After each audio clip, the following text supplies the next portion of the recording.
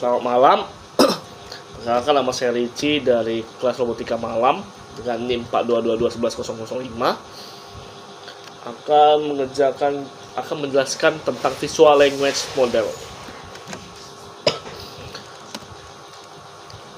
Agenda presentasi saya terdiri dari 4, yaitu pendahuluan, yang mana apa itu VLM dan mengapa penting, 2, konsep dan cara kerja, arsitektur dan modelnya, studi kasus, dan terakhir penutup. Apa itu visual language model? VLM adalah model AI yang dapat memahami dan memproses informasi visual, gambar, video, dan tekstual secara bersamaan. Kemampuan utama dalam visual language modeling adalah menganalisa gambar dan memberikan deskripsi dalam bentuk teks, menjawab pertanyaan tentang kolom teks visual, hingga memahami instruksi yang menggabungkan elemen visual dan tekstual.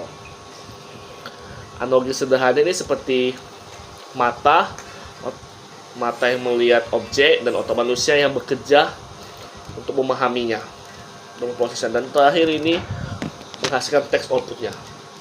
Seperti mata dan otak manusia bekerja. Mengapa VLM penting? Pertama, revolusi interaksi.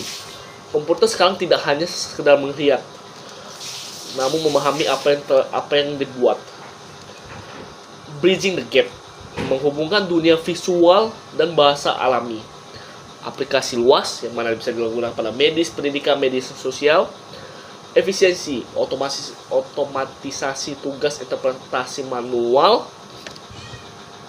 yang sebelumnya memerlukan interpretasi manual. Dan terakhir, masa depan AI, langkah menuju artificial general intelligence. Maaf kameranya.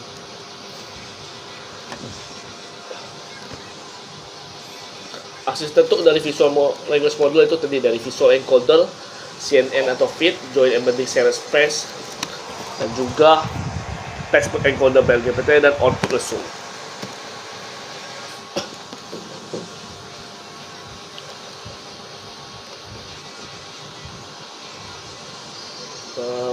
Ini adalah beberapa model. Ini adalah beberapa model VLM populer. Pertama ada CLIP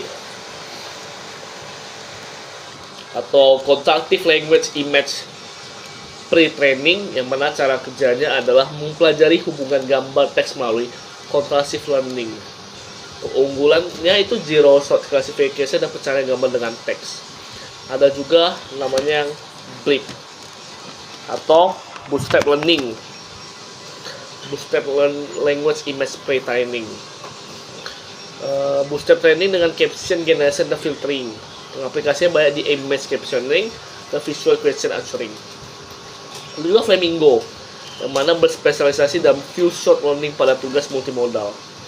Kemampuannya adalah in context learning dengan contoh visual tekstual. Dan terakhir ada Cosmos, yang mana adalah kelas multimodal untuk berbagai tugas. Fleksibilitasnya itu, satu model ini bisa digunakan untuk multiply downstream text. Studi kasus. Kasus kali ini berbasis teks adalah dari keyword mancing menuju semantic understanding tradisional atau teks metadata versus VLM. Sekarang ini pencarian gambar hanya berdasarkan metadata atau teks natural, sehingga VLM ini akan menjadi solusi karena merupakan pencarian semantik berdasarkan deskripsi natural language. Bagaimana VLM menyelesaikan masalah ini? Pertama, teknikalnya itu pertama adalah database preparation. Semua gambar di-encode menjadi embedding visual disimpan dalam vektor database. Query processing. User input berupa teks natural, contohnya kucing oranye yang sedang tidur. Terus teks di-encode menjadi teks embedding. Similarity search. Kedua adalah mencari gambar dengan embedding paling mirip dengan query menggunakan Cosine similarity atau Euclidean distance. Dan terakhir, ranking and result, mengurutkan hasil berdasarkan similarity score dan menampilkan gambar paling relevan. Keunggulan VLM versus metode tradisional adalah satu, fleksibilitas, tidak tergantung tag Ya, tergantung tag manual. Kedua, akurasi yang tinggi, hasil lebih relevan dengan intent. Cross-lingual, bekerja di berbagai bahasa, senantiasa memahami konteks dan makna, dan natural language, mudah kuliah dalam bahasa sehari-hari. Ini beberapa contohnya. Selanjutnya, tantangan dan keterbatasan. Tantangan dalam VLM itu yang pasti satunya adalah computational cost atau resource intensif untuk encoding, yang mana semua kabar itu perlu di encode sehingga memerlukan resource yang sangat besar.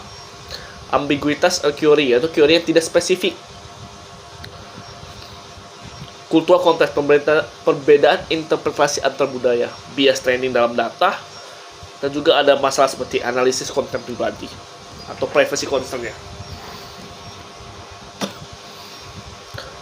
The future of LLM atau masa depan LLM bisa kita lihat sebagai LLM punya peluang yang sangat besar, yang mana salah satunya adalah multimodal AI assistant, asalnya benar-benar memahami dunia visual, real-time application atau film untuk autonomous vehicle seperti mobil-mobil Tesla yang mana menggunakan VM untuk real-time application-nya.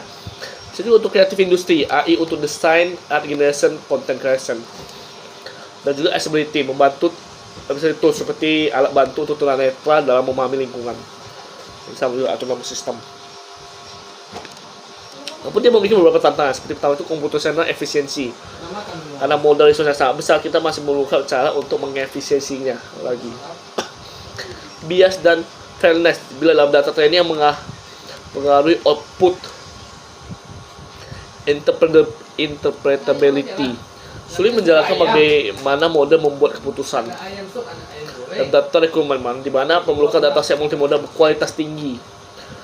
Dan critical concern ya, seperti tadi kayak data safety oleh pengguna dan lain-lain. Ya. Kesimpulan. VLM adalah teknologi transformatif menghubungkan dunia visual dan bahasa natural. Aplikasi yang luas dari e-commerce hingga robot 3, pengembangan pesat terutama dalam 2-3 tahun terakhir, dan menjadi foundation untuk AGI menuju AI yang lebih general. VLM akan mengubah cara kita berinteraksi dengan AI dan membuka peluang yang sebelumnya tidak mungkin. Namun perlu diingat, VLM ini masih dalam tahap pengembangan, memerlukan resource komputer besar dan isu etikal yang masih perlu dipikirkan. Tapi tidak menutup kemungkinan VLM di kemudian waktu akan semakin berkembang dan menyelesaikan masalah-masalahnya tersebut. Baiklah, sekian penjelasan saya mengenai VLM. Terima kasih atas perhatiannya. Selamat malam.